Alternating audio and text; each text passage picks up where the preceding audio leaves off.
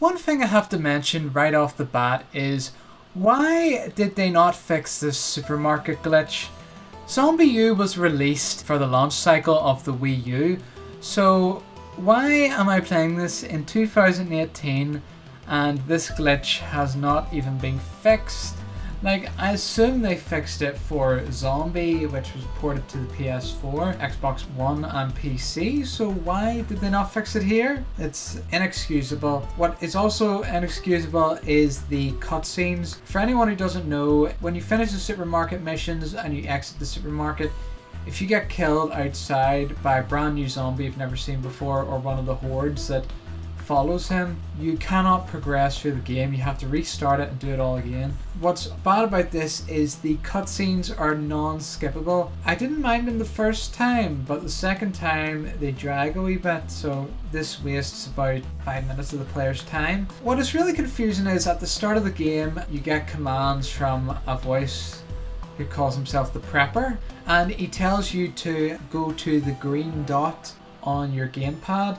There's a green dot close to where you are, so I tried going to that, but there's a gate that's locked. After about 5 minutes of trying to get in there, I seen a cross. It's sort of like a yellowy greeny cross, so I went to that, and lo and behold, that's what he was talking about.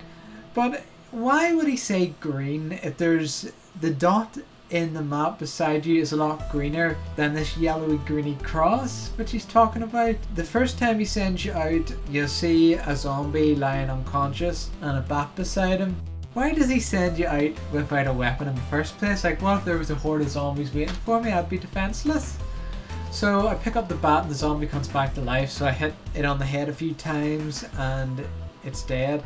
Then I pick up the backpack and put it on. The backpack's used for holding items, and the bat is pretty much what you'll be using throughout the whole game. What's annoying about this is a weak zombie will take you about 5 hits to kill, and that is if you land the finishing blow on it at the end. Zombies later on in the game can take twice that amount, particularly if they're wearing armor. This can get monotonous very fast.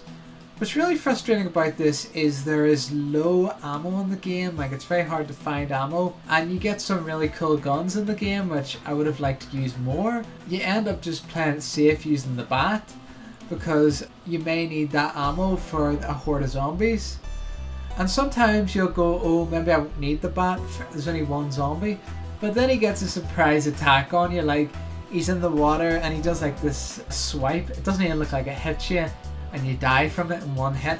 There's one hit KOs in this game, and they happen if a zombie gets too close, which happens very often. That can be frustrating because you get teleported back as a new survivor to the safe house, and then you have to travel all the way back to where you were, which usually takes about 20 minutes. And when you get back to that spot, you'll see the zombie of the last player you were when you died. If you don't kill that zombie and get the stuff, those items are lost forever, so you have to be very careful what you do with your items. Like, most of the time I decide just to not take a chance, just throw it all in the safe house so I don't lose it out in the field. The bad thing is the game discourages you from using different weapons and things. It's just using the bat over and over again, and it is a shame. What's really bizarre is that you get a flashlight, and the flashlight is really weak. It's just like a little circle of light, and everything else around you 90% of the time is pitch black, and the other 10% is like a dull where you can barely see the environment if you're outside. They've done this to add an eerie aspect to the game, but it does come across as a bit lazy at times, particularly when they're using the same locations for different areas. Like, every train station you go to looks exactly the same. There's no difference between any of them. What's really annoying sometimes is the Prepper's attitude. Most of the time he does help you, but there are times, like, if you die, you fall off a ledge, he goes, "What a waste of life! I taught you better than that! See, this is why I tell you not to trust people." It's like, you shut up and do my best here. I'm just doing what the game's telling me to do. He comes across as this grumpy old man. I don't trust anybody.